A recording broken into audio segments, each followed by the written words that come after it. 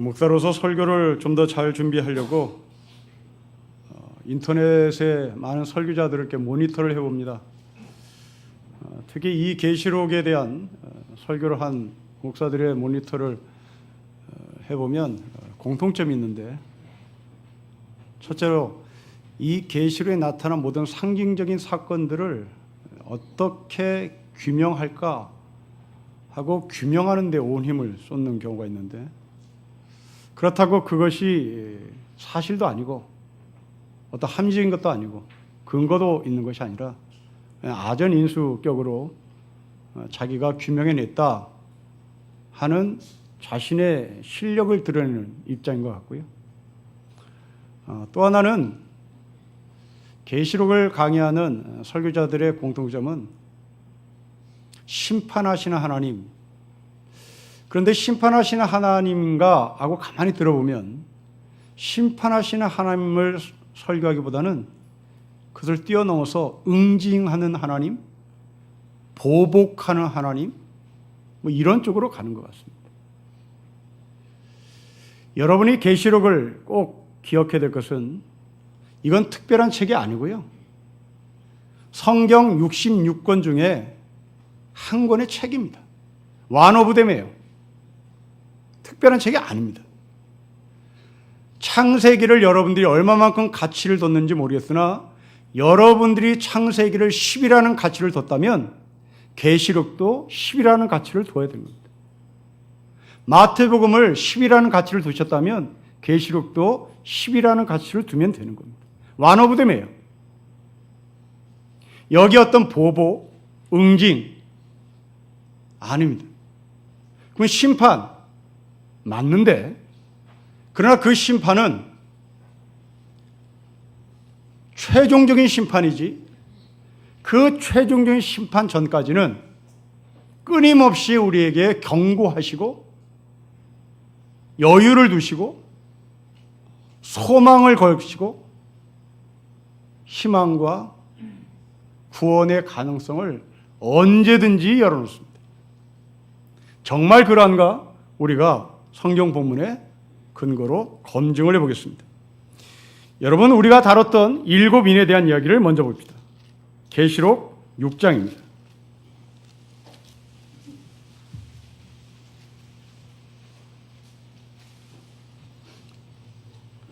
계시록 6장에 7인에 대한 심판을 하나님께서 하나씩 하나씩 우리에게 보여줍니다. 6장 1절에 내가 보니 어린 양이 7인 중에 하나를 떼십니다. 3절에 둘째 인을 떼십니다. 5절에 셋째 인을 떼십니다. 7절에 넷째 인을 떼십니다. 9절에 다섯째 인을 떼십니다.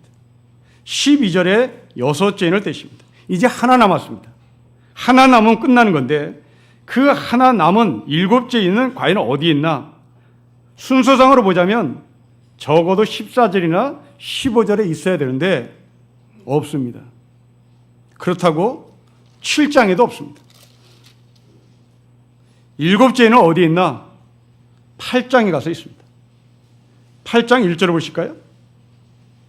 7째인을 떼실 때에 하늘이 반 시간쯤 고요합니다. 여러분, 7째인을 떼는데 하나님께서 7째인을 바로 떼시는 것이 아니라 또 30분을 연장해요.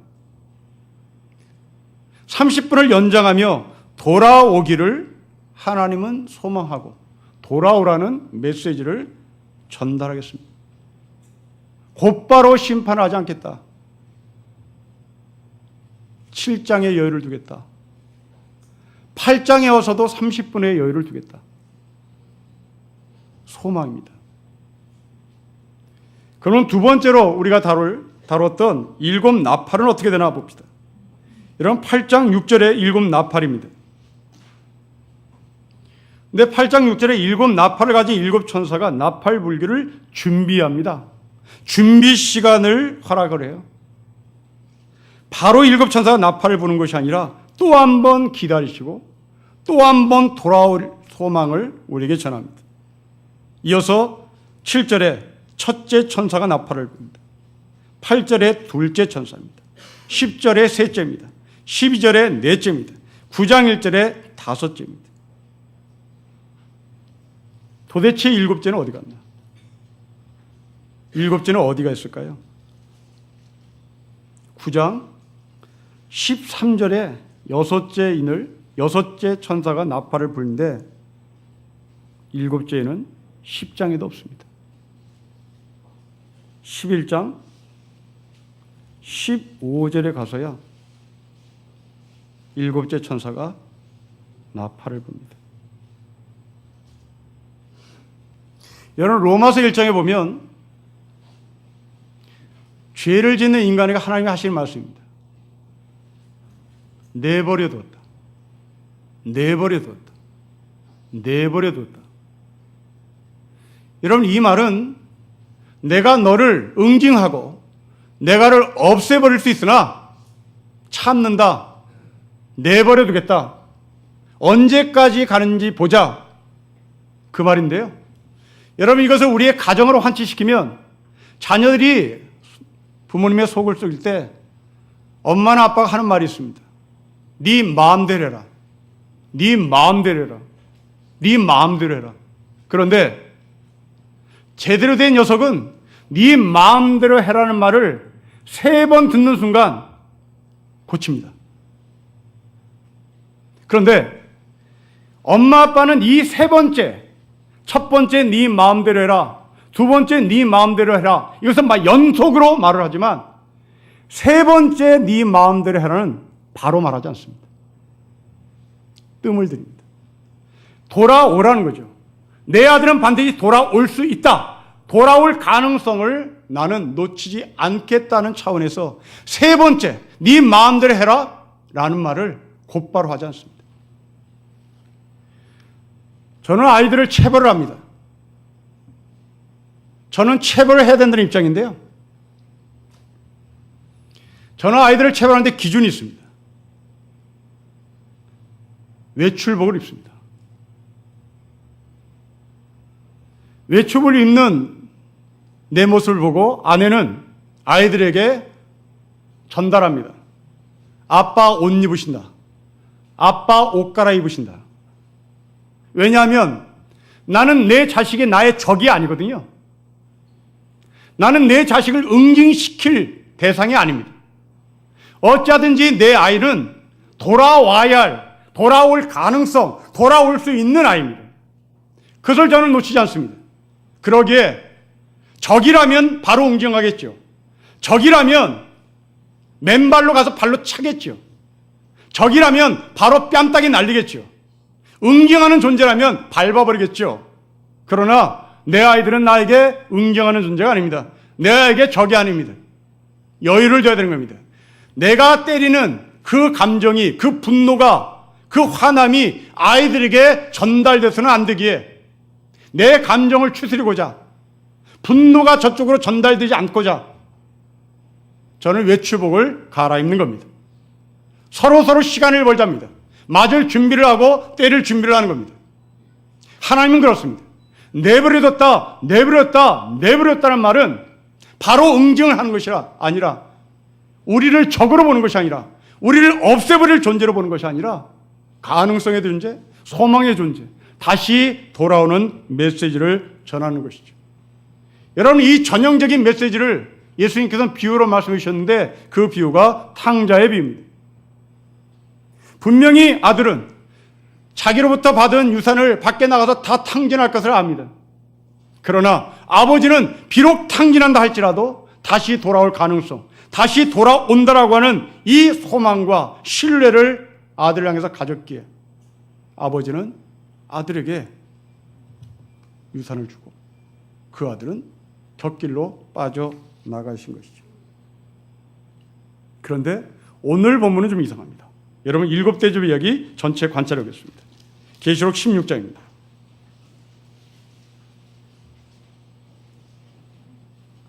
2절에 첫째 천사 대접을 쏟습니다. 3절에 둘째 천사, 4절에 셋째, 8절에 넷째, 10절에 다섯째, 12절에 여섯째. 그렇다면 이제 7째 천사가 쏟아붓는 대접은 18장쯤 가야 있어야 되는 겁니다. 그런데 놀랍게도 그렇지 않습니다. 17절에 12절에 여섯째 천사가 대접을 쏟더니 쉼이 없이 17절에 일곱째 천사가 그 대접을 쏟아버립니다. 일곱째 인과 일곱째 나팔은 여유를 두더니 왜 세 번째 일곱 대접 이야기는 여유를 주지 않는 것일까? 그러나 그렇지 않습니다. 하나님은 이 가운데서도 여유를 줍니다. 그것은 15절 말씀입니다. 보라, 내가 도둑같이 오리니 아직 안 왔습니다. 아직 안 왔습니다. 올 것이라고 미래형으로 말씀하시며 다시 돌아오라고 소망을 여전히 남겨놓습니다. 이만큼 긴박하며 이만큼 다급하며 이만큼 하나님의 심판이 목전에 왔다 손치더라도 하나님은 또 한 번 30분의 여유, 하나님은 또 한 번 준비하는 시간, 하나님은 다시 오실 것이라고 하는 미래형으로 이 심판을 미루고 미룹니다. 이게 종말을 기다리는 우리의 삶의 자세입니다. 이러면서 우리는 최근 논란과 충격을 주고 있는 신옥주 사건을 바로 이해를 해야 하겠습니다. 그들이 주장하는 것은 크게 두 가지인 것 같습니다. 하나는 낙토로 가자는 것이고, 두 번째는 그 낙토는 아무나 들어갈 수 없고 알곡만 들어갈 수 있다. 쭉정이는 못 들어간다. 그렇다면 알곡과 쭉정이를 구분해내야 하는데 그 구분의 기준은 타작마당에 서야 한다. 타작마당에 들어가서 검증을 하자는 거죠. 사람들은 낙토라고 불리는 피지에 가기 위하여 기꺼이 타작마당에 자신을 검증하도록 자기 몸을 내어놓습니다. 딸이 엄마의 뺨을 때립니다. 엄마가 또 딸의 뺨을 때립니다. 거기서 버티는 자들, 거기서 이기는 자들, 거기서 아무 소리 없이 뺨을 맞고도 하나님께서 나를 사랑하십니다 라고 고백하는 사람들, 그들은 피지로 가는 것이죠. 자, 여러분들이 이들의 주장에 대해서 그리고 뉴스를 통하여 본 것을 근거로 어디에 문제가 있는가를 지적해야 되겠습니다. 물론 딸이 어머니를, 어머니가 딸을 때리는 것은 인륜적으로 비판받아 마땅해야 되는 것이죠. 그러나 눈에 보이는 현상의 문제가 아니라 그들이 갖고 있는 사고의 문제입니다. 성경은 분명히 타작마당을 말씀하십니다. 예수님도 타작마당을 말씀하십니다. 알곡을 창고에, 쭉정이를 불에 던지겠다고 말씀하신 예수님의 타작마당, 그것을 이 신옥주는 차용한 것 같습니다. 그러나 기억하십시오. 알곡과 쭉정이를 구분해내는 권리는 인간에게 없습니다. 하나님만이 하시는 겁니다. 그것도 종말에 하는 겁니다. 지금 당장 알곡과 가라지를 하나님은 구분하지 않습니다. 인간에게는 더더군다나 그것을 구분할 권리가 없습니다. 탕자의 비유를 다시 기억해 보십시오. 여러분, 이스라엘 문화에서 살아있는 아버지 앞에 아들이 가서 유산을 주세요 라는 말은 아버지 빨리 죽으세요 라는 말입니다. 유산은 아버지가 돌아가실 때나 얻는 것이지 살아서는 유산을 받을 수가 없습니다. 지금 여러분 가정에 버젓이 살아있는 여러분 앞에 아들이 찾아와서 유산 주세요 그러면 아버지 빨리 죽으세요라는 겁니다. 우리나라 문화나 이스라엘 문화나 여기에는 공통점입니다. 그런데 버젓이 살아있는 이 아버지 앞에 아들이 찾아와서 유산을 달라 그럽니다. 이런 아들을 향하여 아버지는 너는 쭉정이다 하고 뺨을 때리지 않습니다. 너는 루저다, 호적에서 파울이 있다고 말하지 않습니다. 너 집 밖으로 나가라 하고 내쫓지도 않습니다. 분명히 탕진할 것을 알면서도 불구하고 아들에게 그 유산을 줍니다. 왜? 돌아올 가능성. 내 아들은 결코 세상 밖으로 영원히 가지 않는다. 반드시 때가 되어 돌아온다. 쭉정이 같은 아들이랄지라도 반드시 이 아이는 쭉정이가 아니라 알곡으로 변화될 가능성을 손에 쥐고 있는 것이죠. 여러분, 그렇습니다. 하나님은 사람을 끝까지 갈라치게 하지 않습니다. 물론 우리는 이 신옥주의 행태를 보며 과연 나는 안 그런가? 그렇지 않습니다. 우리도 이 신옥주의 사고를 상당수 많이 갖고 있습니다. 예수를 믿는 사람과 예수를 믿지 않는 사람을 갈라치게 하는 거죠. 예수를 믿는 사람은 천국 가고 예수를 믿지 않는 사람은 지옥 간다라고 갈라치게 합니다.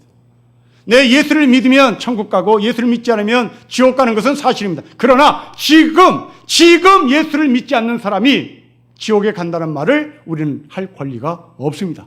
왜냐하면 그 사람이 나보다 더 예수를 잘 믿고 더 하나님을 잘 섬기고 하늘의 백성이 될 가능성을 하나님께서는 여전히 놓지 않고 계시기 때문에 그렇습니다. 개차반 같은 여러분의 남편, 개차반 같은 여러분의 아들을 아버지 하나님은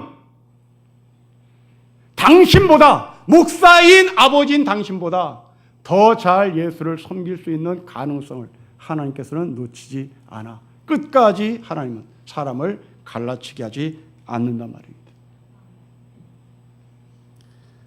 저 북한의 평양 근처에 순안이라는 동네가 있습니다. 1926년에 실제로 있었던 일인데요. 1926년에 그 평양 근처에 순안이라는 동네에 병원 하나가 있었는데 그 병원 이름이 순안병원이었습니다. 여기 미국 선교사 한 사람이 이 순안병원의 병원장으로 부임을 합니다. 이름은 헤이스모인데요. 우리의 이름을 갖고 있습니다. 이 헤이스모가 우리의 이름으로 허시모라는 이름을 갖고 있는 백인 선교사인데요. 이 백인 선교사 사택에 과실나무가 여러 개 있었습니다. 동네 꼬마가 담을 넘어가서 그 과실을 따먹다가 이 허시모에게 잡혔습니다. 꼬마죠. 코올리게입니다. 이 허시모가 자기 마당에 열린 과일을 따먹은 이 이 아이를 어떻게 처리했을까요? 대단히 충격적입니다. 강한 초산은을 붓에 담아 이마에 도적이라고 썼습니다. 인두를 지진 겁니다. 영원히 지워지지 않는 초산은으로 이마에 도적. 여러분, 이 사람은 우리나라 사람을 대단히 미개하게 본 거지요. 그러나 1926년도에 남의 집 담을 넘어가 수박을 따먹는 것은 그냥 귀엽게 봐주는 서리 문화였습니다. 참외 따먹는 것은 허허허 웃고 그냥 그만 가라 이렇게 헛기침했던 것이 우리 어른입니다. 이건 우리의 문화입니다. 사과 따먹는 것이 도둑놈이 아닙니다. 그냥 어린아이의 시기 어린 행동입니다. 우리 어른들은 그것을 넉넉히 봐줄 수 있는 여유를 가졌던 좋은 문화의 사람들이었습니다. 그런데 이 서양 선교사 허시모는 우리나라의 문화를 몰랐던 거죠. 서리 문화를 몰랐습니다. 도둑질하면 다 도둑놈인 줄 알고 자기의 사고로 그 아이의 이마에 도둑이라고 영원히 지워지지 않는 인두로 불을 지지는 같은 그런 낙인을 찍었습니다. 여러분, 이 모습을 보고 이상재 장로가 백인 선교사를 모아놓고 일가를 가했습니다. 당신들은 이 땅에서 복음을 전하기 전에 당신들이 미국 사람인 것을 머릿속에 지워야 한다. 잘난 차지 말아라. 우리 대한민국은, 우리 조선의 사람은 당신네들이 자랑하는 미국의 선진 문물보다 결코 뒤떨어지지 않는다, 이 말이죠. 당신들의 머릿속에 미국 사람인 것을 지우지 않으면 당신들은 선교사가 아니란 말입니다. 여러분, 지금 이 시대에 우리는 전라도와 경상도를 갈라치게 합니다. 학벌로 갈라치게 합니다. 믿음으로 갈라치게 합니다. 생각으로 갈라치게 합니다. 그것도 교회에서 말입니다. 목사 입에서 말입니다. 세상 사람들이 갈라치게 하는 것은 그렇다 손 치더라도 예수를 주라고 믿는, 복음을 알고 있는, 차별이 없는 복음을 손에 들고 있는 목사 입에서 사람을 갈라치게 하는 것은 그 사람이 복음을 들고 있지 않았다는 반증입니다. 최근에 미국의 신학자 테드 제닝스라고 하는 학자가 우리나라에 들어와서 자기 책에 대한 출간의 문제와 그리고 인터뷰를 하는 적이 있었어요. 저는 이 사람의 신학적인 사고는 다 동의하지 않지만 이 사람이 한국교회를 향해서 일관하는 것을 저는 읽었습니다. 이 사람이 이런 말을 합니다. 한국 기독교는 교인이 감수하는 위기감을 타개하기 위해서 반동성애, 반이슬람 운동에 주력하고 있는데 이것은 결국 한국교회의 자살 행위가 될 것이다. 불행하게도 많은 기독교인들이 자신의 정체성을 강화하기 위하여 타자를 혐오하고 있는데 이건 막다른 골목이자 죽음으로 가는 길이다 라고 일갈합니다. 이와 같은 맥락에서 저희 교단 목사들이 신학 공부를 하고 있는 장로신학대학 교수 평의회에서 다음과 같은 성명서를 발표합니다. 동성애자를 포함한 모든 인간은 선교와 목회의 대상이며 동성애자가 구원과 변화에 이르도록 선교적, 목회적 책무를 감당해야 된다. 자신들만이 의인이라고 내세우며 동성애자들을 분리하고 혐오 배제한다면 그들은 영원히 복음을 들어볼 기회조차 없게 되는 안타까운 현실이 벌어질 것이다. 성경이 말하고자 하는 인간의 시각입니다. 동성애자만 죄인이 아니라 우리 모두는 죄인입니다. 우리 모두 죄인이었던 우리를 하나님은 루저라고 뺨따기를 때리지 않았습니다. 우리를 지옥불에 던지지 않았습니다. 여전히 소망을 걸어 우리를 하늘의 백성으로 만드셨습니다. 동성애보다 더 심한 죄를 우리는 행하고 있죠. 여러분, 동성애보다 목사가 교회 여성들을 성추한 것은 좀 가벼운 죄일까요? 목사가 교회 비자금을 만들어 놓고 은닉하는 것은 동성애보다 가벼운 죄입니까? 왜 우리는 동성애를 그렇게 부각시키나요? 아내 모르게 바람피는 남자는 동성애보다 가벼운 죄일까요? 우리 모두는 그렇게 죄인이었습니다. 우리 모두는 그렇게 죽을 수밖에 없는 죄인이었습니다. 그런데 목사가 됐습니다. 장로가 됐습니다. 하나님께서 버리지 않는 소망, 사랑 때문입니다. 계시록에 나오는 이 심판은 응징 아닙니다. 보복 아닙니다. 경고요. 그 경고는 사랑과 소망에 근거한 경고입니다. 여러분 아들들에게, 여러분 딸들에게 하나, 둘, 그리고 셋을 참아 세지 못하는 그 마음이란 말입니다. 그 중에 오늘 우리가 다루고자 하는 것은 세 개의 대접입니다. 여러분 관찰해 보겠습니다. 첫째로 첫째 천사가 대접을 땅에 쏟습니다. 둘째 천사가 바다에 대접을 쏟습니다. 셋째 천사가 강과 물 근원에 대접을 쏟았습니다. 그 결과 종기가 나고 바다가 피가 되고 그리고 셋째 천사가 뿌린 그 강과 물 근원에 피가 넘쳤습니다. 피상적으로 관찰해 보면 대접 하나하나가 떨어질 때마다 도대체 종기가 무엇이며 바다에 피가 된 것이 무엇이며 강과 물에 피가 됐던 것이 무엇이냐 하고 규명하고 싶어 합니다. 그래서 어떤 설교자는 종기를 방사능 낙진이라고 해석하는 어처구니 없는 해석을 범하기도 합니다. 그 낙진이라고 해석하며 앞으로 이 땅에 종말은 핵전쟁으로 온다. 그리고 여러분들이 겁을 줍니다. 백화점이나 쇼핑센터에 가서 쇼핑을 할 때 스캐너를 하는데 그 스캐너로 스캔할 때마다 조금씩 방사능이 나온다. 그러니 백화점 열심히 다니는 사람들은 백혈병 걸린다. 그렇게 가르쳐요.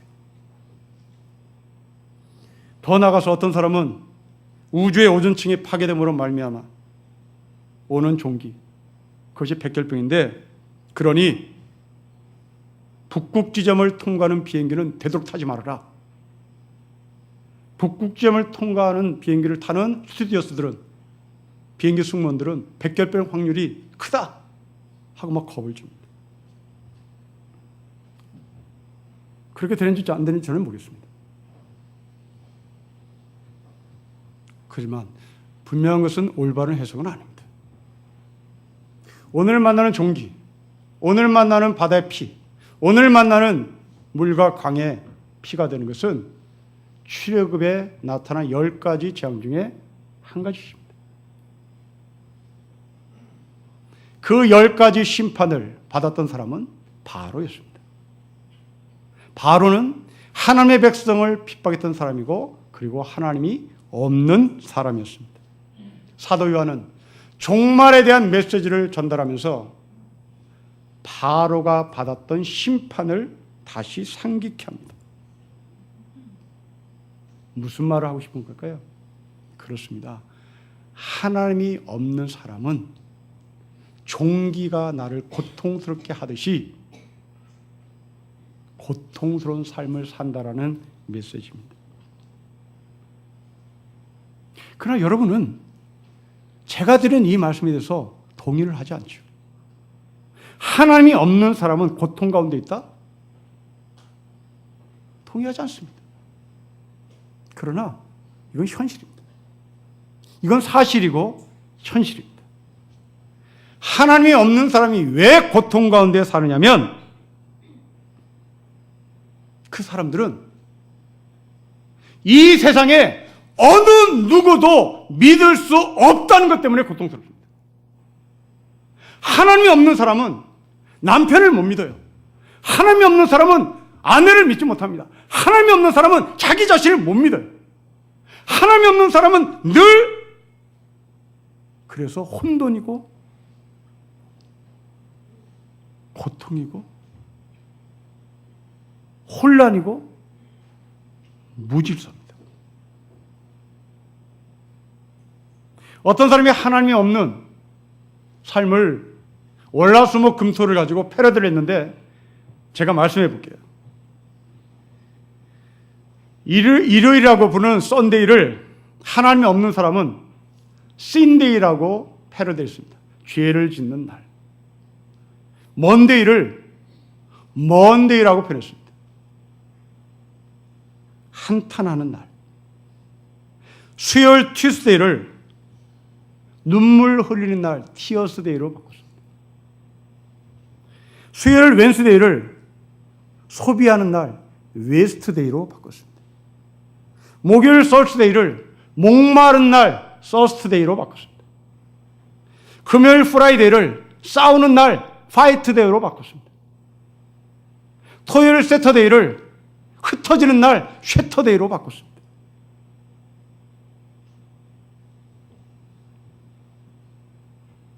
주일에 내일부터 내가 무슨 도둑질을 할까 죄를 짓죠. 금요일은 한 주간 동안 열심히 일해서 푹 쉬어야 하는데 웬걸 남편과 아내가 피 튀게 싸웁니다. 그리고 토요일 날 보따리 싸죠. 쉐터데이. 친정으로 가고 시댁으로 가고 그냥 갑니다. 여러분, 세습하는 교회들이 세습을 할 수밖에 없었다는 것을 이해해달라는 주장, 근거가 있습니다.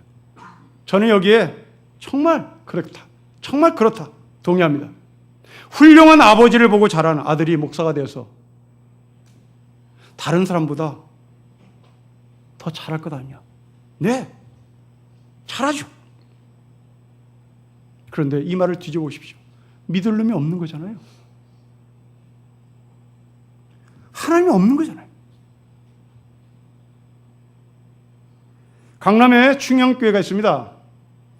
여기에 원로 목사를 지낸 김창희 목사가 계십니다. 우리 한국교회 어른입니다. 이 김창희 목사가 아들에게 세습을 했습니다. 한 3년이 지난 다음에 쌍수를 들고 자기 아들 충영교회에서 내보내라고. 이게 뭐예요? 믿을 사람이 없는 거잖아요.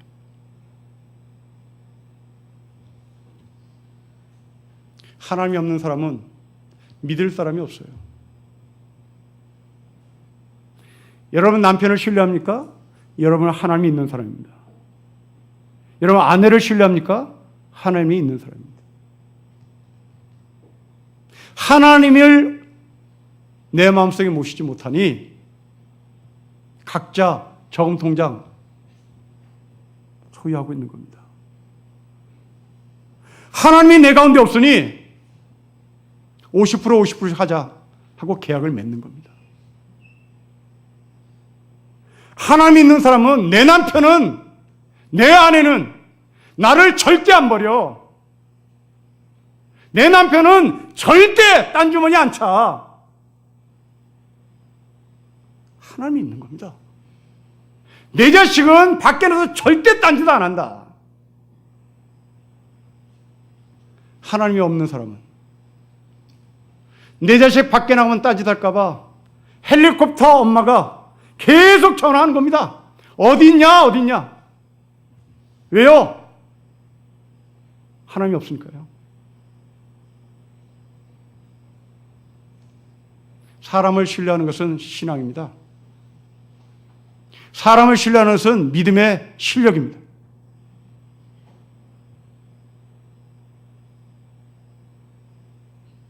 지금 아들에게 세습을 강행한 명성교회 지도자들은 대단히 고통스러운 시간을 보낼 겁니다.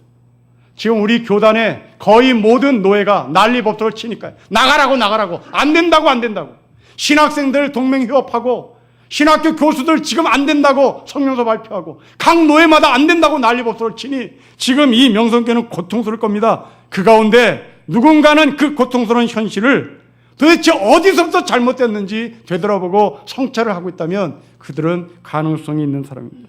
하지만 이 난국을 돌파하기 위해서 수많은 사람들을 모으고 힘을 결집하고 이슈 파이팅을 하고 우리 서로 같이 죽자, 같이 살자라고 외치면 그들은 숯불을 머리에 이고 사는 형국이 되는 겁니다.